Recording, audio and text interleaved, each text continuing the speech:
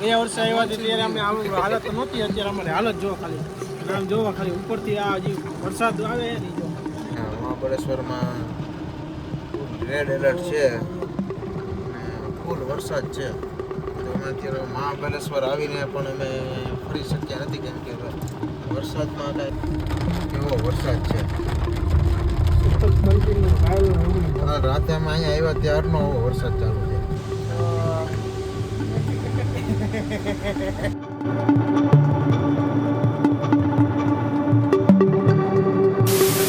Hey guys, welcome back to a new video. તો સ્વાગત છે તમારા આજના વિડીયોમાં ને આજના બ્લોગમાં. તો આજે અમે છીએ મહાબળેશ્વર અને અહીંયા છે ભાઈ ધોધમાર વરસાદો. ક્યાં ફરવા જાવ ક્યાં ન જાવ કોઈની હિંમત નથી થતી. શું કે ભાઈ તમને? અરે ફૂલ વરસાદ આવે, ઠંડી એવી છે, ફૂલ વરસાદ આવે અત્યારે. જ્યાં ચા લઈને આવ્યો પણ ધ્રુજી ગયો આખો. ઠંડી હો ભાઈ, હાલો તમારે તૈયાર નથી થવું? તૈયાર છીએ આપણે. ઠંડી પહેરીને તૈયારી 3 દિવસ તો પલરી સિમ્પલ લુક. હા, અને એક બેડ બહુ નાનો હતો, 3 જણા માન હમાણા આમાં. નાનું ને તે વખતે તો ગરમ પાણી નહોતું આવતું, એનું ગીઝરે નહોતું હાલતું, બહુ ધીમું હાલતું. એટલે હવે કઈ બધું નાય જોઈને કમ્પ્લીટ થઈને તોય અત્યારે વાગી ગયા કેટલા 11:30 વાગ્યા છે. અને હવે અહીંથી થોડા બ્રેકફાસ્ટ કંઈક કરી લઈએ અને પછી નીકળવાનું પ્લાનિંગ કરી છે. હવે ચા આવી ગઈ છે, ચા પી લઈએ આપણે. ચાલો ચા પીને આપણે જઈએ.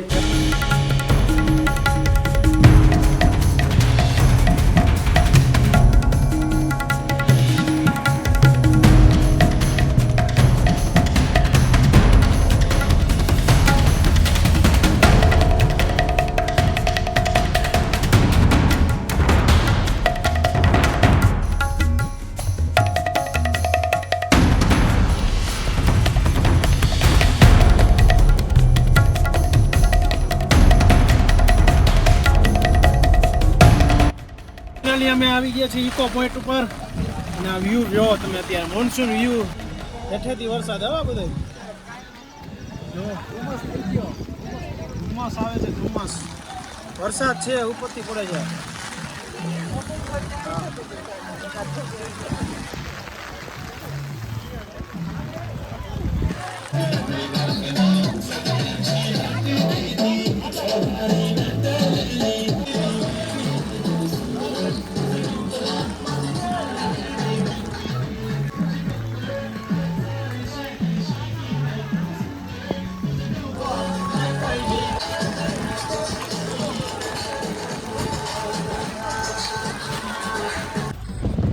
અત્યારે કેક્ટસ પોઈન્ટ ને ત્યાંથી જઈને આવતા રહ્યા. અત્યારે અહીંયા મહાબળેશ્વરમાં રેડ એલર્ટ છે અને ફૂલ વરસાદ છે. તો અમે અત્યારે મહાબળેશ્વર આવીને પણ અમે ફરી શક્યા નથી, કેમ કે વરસાદમાં કાંઈ થાય એમ છે નહીં. એટલે હવે ડિસાઇડ કર્યું છે કે અહીંથી આપણે નીકળી જ જાય. એક પોઈન્ટ આપણે ફર્યા, એમાં અમે આખા ભીના થઈ ગયા. આ ખોટું ભીના થાય ને બીજી મજા ન આવે એના કરતાં કીધું અહીંથી કે તમે જોઈ જ શકો છો વરસાદ કેવો વરસાદ છે. રાતે અમે અહીંયા આવ્યા ત્યારનો આવો વરસાદ ચાલુ છે. હવે બીજું કંઈ થઈ શકે એમ નથી, એટલે કીધું હવે અહીંથી હવે સીધા નીકળીએ આપણે. અહીંથી સીધા હવે ભીમાશંકર જવાનું નક્કી કર્યું છે. જે 9 વાગે 9:30 વાગ્યાનું દેખાડે, પણ આપણે સ્ટે લઈ લેવું. 7 કલાકનો રસ્તો છે. તો અહીંથી સીધા હવે નીકળીને અત્યારે વાગ્યા છે 2:30 વાગ્યા છે. અહીંથી સીધા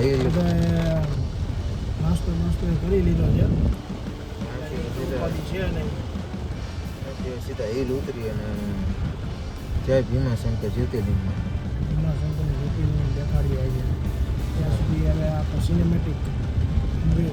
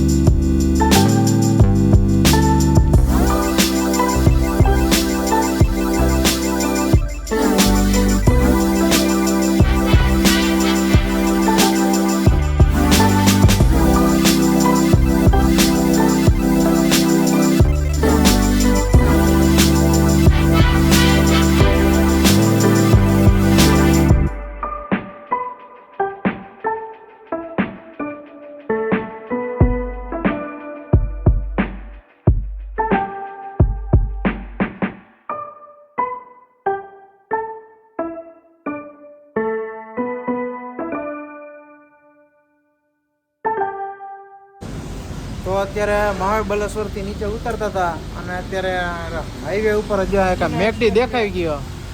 ઉના એક્સપ્રેસ આવી ગયો અને મેકડી દેખાઈ ગયો. ત્યાં મિલનભાઈ મેકડી બહાર એટલે જે અમારા અહીંયા અત્યારે બ્રેક લીધો છે. બધાએ કીધું મેકડી ને એવું ખાઈ લે. ઘણા બધા ઓપ્શન છે સામે. ઢોસા ને ગમે ઈ તમારે ખાવું હોય, ભેળ ઢોસા ને એવું, તો એ તમે ખાઈ શકો છો.